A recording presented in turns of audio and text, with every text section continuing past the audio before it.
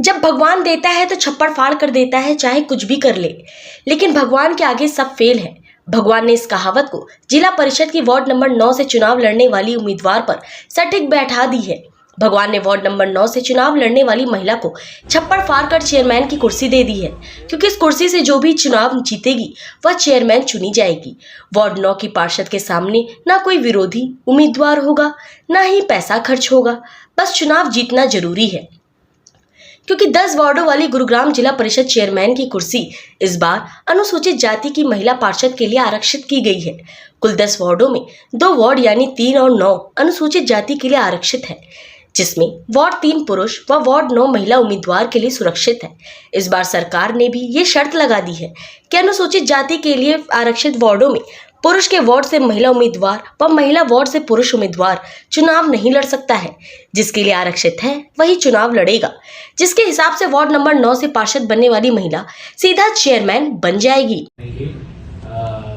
Act पारित किया गया था और उसी सिलसिले में इसकी प्रक्रिया जो सरकार की गाइडलाइंस है उसमें ये अपनाई जानी है कि जो एससी की या अनुसूचित जाति की जो रिजर्व सीटें हैं, जो रिजर्व वार्ड्स हैं, इनकी एक सेपरेट नंबरिंग की जाए 1, 2, 3 ऐसे करके, और उसमें से जो विषम संख्या वाला वार्ड है वो पुरुषों के लिए रिजर्व किया जाए, यानी अदर देन महिलाओं के लिए, और जो सम संख्या वाला वार्ड है वो महिलाओं के लिए रिजर्व किया जाए।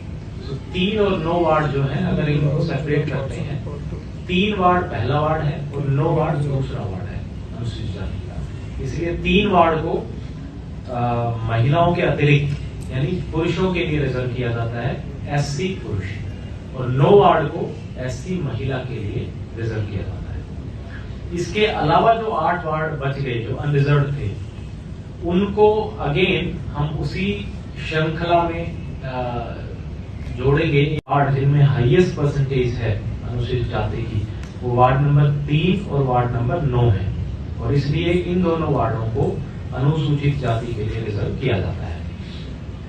इसके अलावा जो 8 वार्ड हैं वो जनरल कैटेगरी के लिए, और इनफैक्ट सभी अनरिजर्व रहेंगे, वो चाहे इसमें किसी भी कैटेगरी का आदमी चुनाव लड़े। अब दूसरी जो इसमें रिजर्वेशन का भाग है वो है महिलाओं का रिजर्वेशन। तो आप लोगों को मालूम ही है सरकार के द्वारा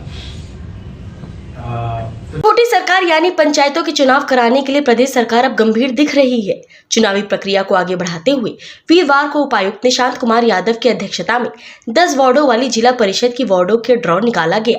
सबसे पहले अनुसूचित जाति के लिए ड्रॉ निकाली, जिसमें वोट प्रतिशत के आधार पर वार्ड 3 व 9 को आरक्षित कर दिया गया, जिसमें वार्ड 3 पुरुष और वार्ड 9 महिला के लिए आरक्षित। इसके अलावा वार्ड 2, 4, 6, 8 को महिला उम्मीदवारों के लिए आरक्षित कर दिया गया। वहीं वार्ड 1, 3, 5, 7, 10 वार्डों के लिए पुरुष उम्मीदवार चुनाव लड़ेंगे। खास बात यह है कि चेयरमैन के लिए पार्षदों में कोई टकराव नहीं होगा। ऐसा जी साहब, ये जो प्रक्रिया बिल्कुल गलत है। एक वार्ड में 20% 7.2 है, एक में 20.42 है, एक में 23% है। बल्कि जो कानून है हरियाणा सरकार है उसमें 10% से ऊपर जो भी है वो एससी रिजर्व हो सकता है। इन्होंने हमने डी साहब के पहले अपने लगाई थी ऑब्जेक्शन, एडी साहब को लगाई थी, एसडीएम लगाई थी, और कोई सुनवाई नहीं हुई। ये जो गलत हुई वार्ड में बिल्कुल गलत हुई है। मैं कहूँगा डी साहब ये दोबारा वार्ड में लीजिए, बल्कि ड्रॉ निकाला जाएगा 8 वार्डों में।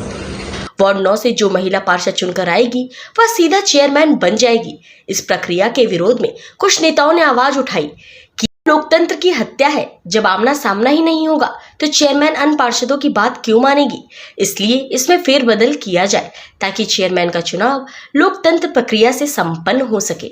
ऑब्जेक्शन हमने ये उठाया है कि गुरुग्राम जिला पार्षद के जो चेयरमैन इन्होंने चंडीगढ़ से करके भेजे हैं वो एससी है, और पूरे 10 वार्डों में से एक वार्ड एससी महिला रिजर्व है। तो चुनाव कहाँ हुआ? भारत आजाद भारत है। आजाद भारत में पहला ऐसा गुरुग्राम डिस्ट्रिक्ट में चुनाव होगा जो एक ही कैंडिडेट चेयरमैन के लिए होगा, वो चेयरमैन बने। हमें नाराजगी नहीं है। एससी सीट अगर हो तो एससी दूसरी तो हो, तो उसके सामने कोई कंपटीशन बन जाए जिससे फेक, जिससे साफ चुनाव हो। तो ये हमने ऑब्जेक्शन उठाया था डीसी साहब के सामने। तो डीसी साहब ने क्या कहा है? डीसी साहब ने कहा कि मैं आज यहाँ पे ऑब्जेक्शन लेटर लिख कर दो, मैं आगे इसे भेजता हूँ। और हमने तो ये भी कहा था कि ये चुनाव ही जब हो, जब ये क्लियर करके हो जाए, ये भी हमने ऑब्जेक्शन उठाया था। मनोज जी, एससी के लिए वार्ड 3 और 7 रिजर्व हुए हैं जी। क्या 3 से उम्मीदवार चेयरमैन के लिए चुनाव नहीं लड़ सकता?